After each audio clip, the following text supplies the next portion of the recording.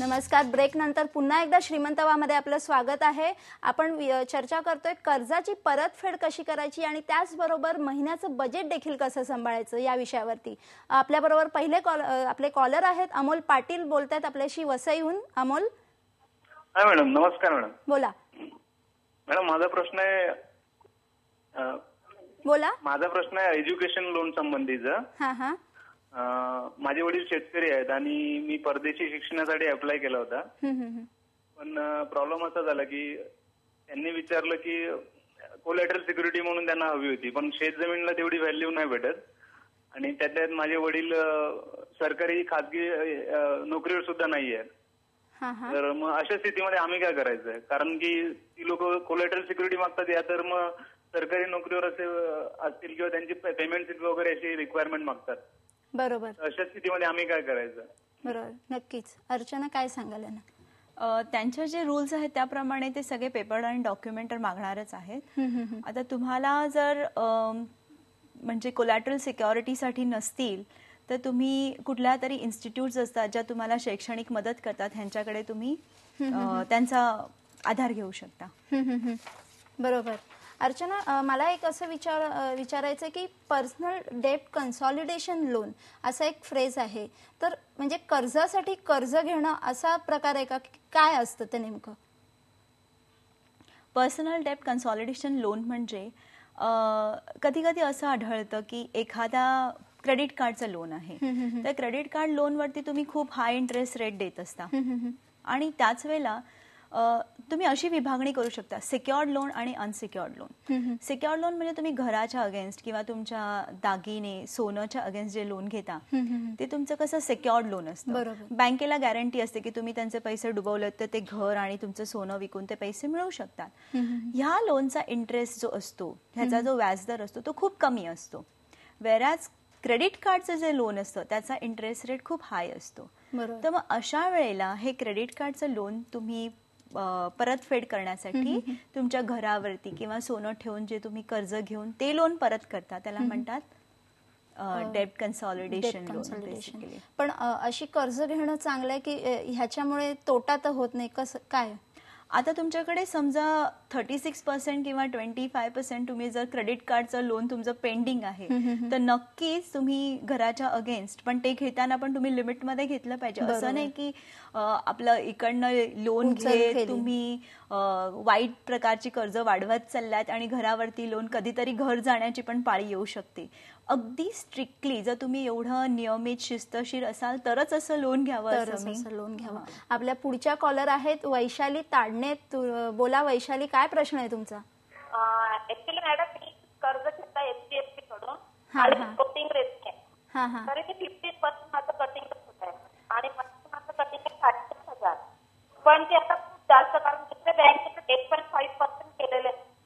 पण मला असं वाटतं की जर मी पीएफ काढून तर ते माझ्या घराचं कर्ज तर. वैशाली, तुमचा आवाज आम्हाला नीट पोहोचत नाहीये, पण आपण पुढे तुम्ही पुन्हा एकदा तुम्ही विचारू शकता तुमचा प्रश्न. त्यांचा एक प्रश्न असा होता की आपण बघितलं की त्यांनी एचडीएफसी कडून लोन घेतलेलं. आपण त्यांचा प्रश्न पुढे पुन्हा एकदा बघूयात, पण मला सांगा की मल्टिपल लोन्स जेव्हा आपल्यावर असतात, खूप काही बऱ्याच ठिकाणाहून आपण घेतलेली असतात, तेव्हा त्याचं मॅनेजमेंट कसं करायचं आपण? मल्टिपल लोन्स कुठल्या गोष्टीसाठी घेतली जातात? बऱ्याचदा आपल्या ज्या खरेद्या असतात त्याच्यासाठी आपण क्रेडिट कार्ड वापरतो. घरासाठी कर्ज असतं, गाडीसाठी कर्ज असतं, परत फिरण्यासाठी कर्ज असतं, सगळ्या प्रकारची वेगवेगळी कर्ज असतात. तर ह्यातली आवश्यक कर्ज कुठली आहेत ती ठेवून बाकीची जी अनावश्यक कर्ज जी आहेत ती कर्ज पहिली परतफेड केली पाहिजे. थोडक्यामध्ये त्याचं वर्गीकरण करा की कशावरती आपण जास्त व्याज देतो, कुठलं गरजेचं नाही आहे, ते पहिली परतफेड त्याची करून टाका अजून कर्ज घ्यायच्या आधी. बरोबर. आपल्याला अजून एक फोन आलेला आहे. दिलीप अडकिले, तुम्ही विचारा तुमचा प्रश्न काय आहे. हॅलो. नमस्कार मॅम. नमस्कार. आम्ही नाही का आयसीआय बँकेतून 2004 मध्ये होम लोन घेतलेला आहे. लोन घेतलेला आहे, पण महत्वाची गोष्ट काय झालं तेव्हा ते व्याजदर 7% होतं.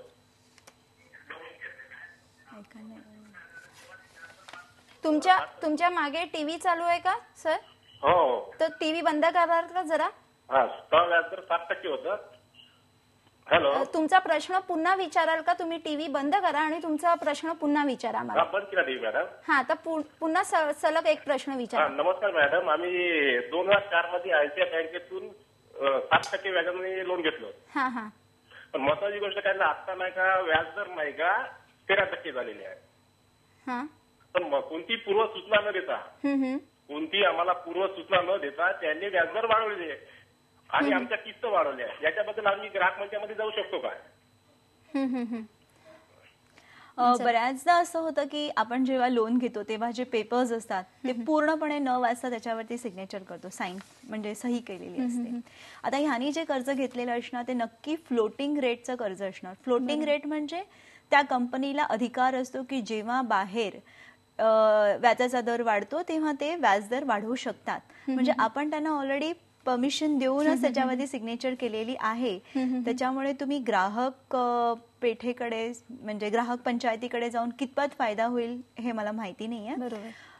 कारण त्या व्याजाचा किंवा त्या कर्जाचा प्रकारच तो आहे की त्याचा इंटरेस्ट रेट फ्लोटिंग असतो. त्याबरोबर पुढच्या कॉलर आहेत सुहास जोशी. आपण विचारूयात. सुहास, आपला काय प्रश्न आहे? मी 2004 साली आयसीआयसीआय बँकेकडून कर्ज घेतलं होतं. अच्छा, ठीक आहे. त्यावेळेस 7 ते 7.25% पर्यंत काहीतरी रेट होता.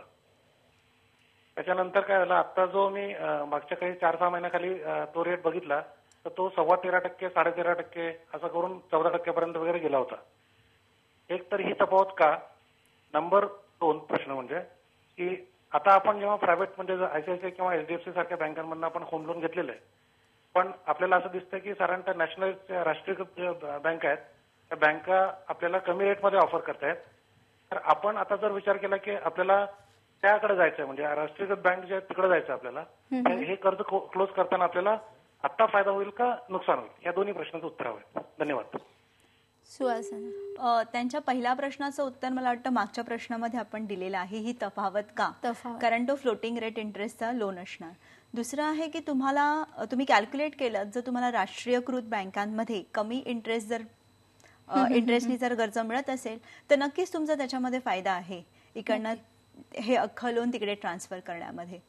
त्यांची प्री पेमेंट पेनल्टी असते ती भरून देखील आपल्याला त्याच्यामध्ये आपले बरेच पैसे वाचवता येतात. त्याच्यामुळे नक्की फायदा आहे तुम्ही इकडनं तिथे ट्रान्सफर करण्या. बरोबर. आपले पुढचा प्रश्न आलेला आहे आपल्याला ठाण्याहून. कैलास बर्वे बोलतायत. कैलास, तुमचा प्रश्न काय आहे सांगा? हा, आमचा प्रश्न असा आहे, काष्टी आर्थिक मंदी आहे. या मंदीमध्ये आम्हाला घर घेण्याचा विचार चालू आहे. अच्छा, तर आम्ही आता घर घेण्याचं लोन घ्यावं का 2 वर्षांनी घ्यावं? आता लोन घ्यावं की त्यांना घर घ्यायचंय, आत्ता घ्यावं की हे थोडा मंदीचा काळ 2 वर्षांनी घ्यावं? नाही, हा चांगला पिरियड आहे तुम्ही लोन घेण्यासाठी आणि तुमचं घर तयार करण्यासाठी. फक्त घर घेताना जस्ट चेक करा की तुम्हाला तुमच्या मिळकतीच्या किती टक्के ते तुमचं हप्त्यात भरायला जमू शकतं. बरोबर. तुम्ही म्हणालात ते इन्कम टू डेट रेशिओ तसं. हा, डेट टू इन्कम रेशिओ म्हणजे तुमचं कर्ज आणि तुमची मिळकत ह्याची सांगड घातली पाहिजे. एक उदाहरण देईन. समजा एखाद्या व्यक्तीला गाडीचं लोन आहे, घराचं लोन आहे, फ्रीज, टीव्ही, फर्निचर ह्या सगळे जे लोन्स आहेत आणि ह्याची सगळ्याची बेरीज येते समजा एक 1500 रुपये. आणि त्याचं स्वतःचं उत्पन्न आहे 7,500 रुपये महिन्याला. तर 1500 भागिले 7,500 गुणिले 100 जर तुम्ही केलं तर साधारण किती टक्के येतात आपले? 15-55 बरोबर ना, 20% साधारण येतात. तर तुम्ही अशा प्रकारे तुमचा डेब्ट इन्कम रेशो काढू शकता. हा जो डेब्ट इन्कम रेशो असतो म्हणजे तुमचं कर्ज आणि तुमची मिळकत ह्याचा आपण काय म्हणायचं टक्केवारी काढली पाहिजे. आणि ही टक्केवारी काढताना लक्षात घ्यायचं की साधारण 35 ते 30% खाली जर तुमचा तो रेशो असेल तर तुम्ही कम्फर्टेबली म्हणजे आपण नक्कीच विचार केला पाहिजे की आपली मिळकत आणि आपलं कर्जासाठीचं जाणारं रक्कम किती आहे याची आपण टक्केवारी काढली पाहिजे. आपल्याला असे प्रश्न अनेक येत राहतील, पण आता आपण श्रीमंत व्हामध्ये इथेच थांबणार आहोत. तुम्ही पुढच्या भागात आमच्या प्रश्न तुमचे नक्की विचारा, SMS करा, आम्हाला मेल करा. श्रीमंत व्हामध्ये आपण इथेच थांबूयात. नमस्कार.